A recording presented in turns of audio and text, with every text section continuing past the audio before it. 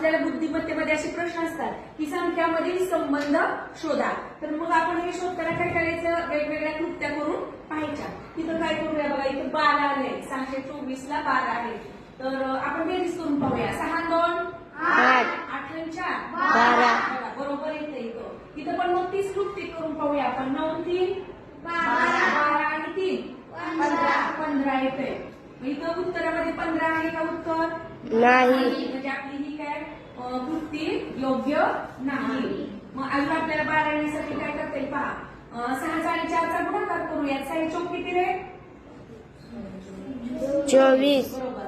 भागिले हे मधले 2 करूया. हा मग 2 आणि जातो भाग, भाग दोन्ही 24.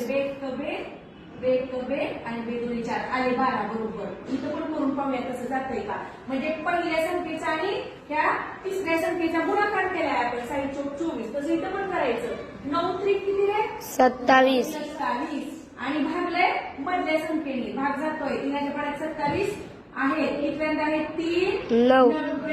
27 9 आलं. मग आता आपण पाहूया की 9 आहे का उत्तरामध्ये? आहे. म्हणजे आपली दुसरी केलेली युक्ती आपली बरोबर आलेली आहे. आणि उत्तर कोणतं आलं आहे? 9. डी आलेलं आहे, म्हणजे 9 आलेलं आहे. अशा वेगवेगळ्या